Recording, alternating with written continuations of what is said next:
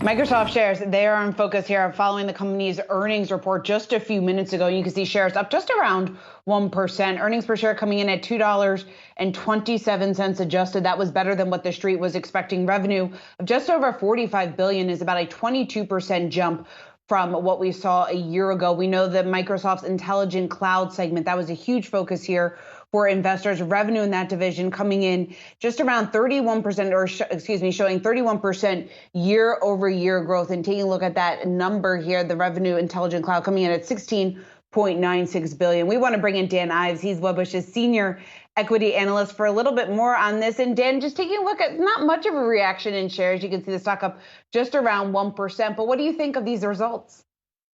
This was a cloud home run. I mean, if you look at the Azure number, whispers were about 46, 47% growth, came in at 50%, really beat across the board. I expect strong guidance on the call. I think this is just more fuel in the engine to drive this stock higher. It just shows Nadella in this cloud arms race is continuing to gain share. Dan, as we look at the report, I checked something on the Yahoo page that the stock is up year to date 40%. So if an investor is thinking, okay, now I'm going to jump in, would you have them focus just on the fact that they seem to be hitting the home run, as you say, when it comes to Azure? Or should they be looking more at, where the Xbox falls into the personal computing sector? And can they expect this kind of growth in, the next 2 or 3 quarters? Yeah, this is all about the cloud transformation. I mean, they've turned into a cloud behemoth at Microsoft. What Nadella's done is a big part of the re-rating and the story. I mean, this is a $2 trillion market that's still in the third inning of playing out. On a cloud transformation, I think that's how you get a stock with a 4 in front of it. Everything else, I kind of view as gravy. Xbox, I mean, fundamentally, that's really noise to the story right now. And if you look at these results and guidance, as we've seen over the last few years, I think 24 hours from now, a week from now, there's a stock on its way to 400.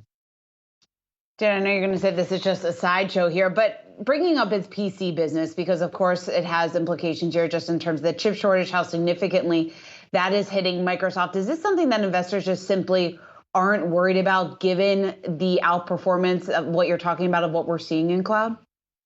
Look, it's a great point that you bring up. And our thought going into earnings is that when the New York City cab drivers talking about a chip shortage, it's out there. And I think investors are kind of looking through that dynamic and also understand it's transitory, but also this is a cloud story. I mean, fundamentally, it's our best cloud play. I think it speaks to what you're seeing in terms of the secular demand, digital transformation. And right now, Nadella has the golden touch. And that's continuing to actually accelerate, not slow down. Dan, I'm curious. There are the stories about Russian hackers targeting Microsoft and Azure's cloud services.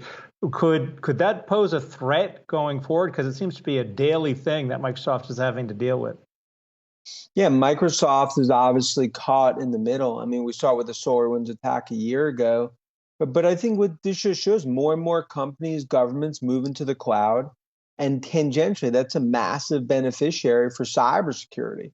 Companies like Zscaler or Tenable, CrowdStrike, among others. And I think Microsoft is going to further and further be entrenched on cybersecurity. And that kind of, they can, I'll call it a 1-2 punch in terms of what you're seeing on cloud and cyber.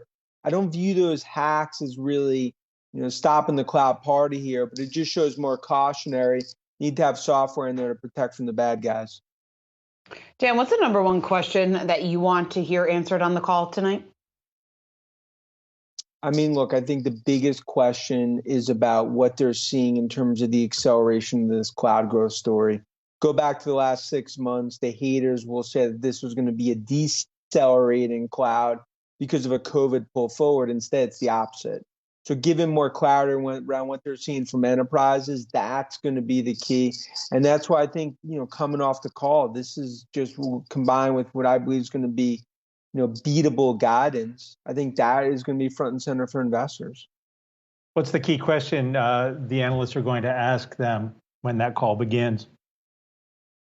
Look, I think the key question they'll really ask is, because it's not just for Microsoft, it's about the broader cloud story in terms of what's going on, because this is not just about Microsoft. I mean, tangentially, this is bullish for Salesforce.com, Oracle, DocuSign, cybersecurity. I think that's really the tea leaves that everyone wants to see. But I think this is just another sort of trophy case report for Nadella and Redmond, as we've seen these numbers. Dan Ives, always great to get you on here with your instant reaction. Thank Again, you. Microsoft shares moving to the upside. A lot of that has to do with the strong numbers from its Azure and its cloud services that Dan has been talking about. Growth there just around 50%, better than what the street was expecting. So certainly a number, or certainly a stock to keep in mind as we turn our focus to tomorrow's opening bell. We'll speak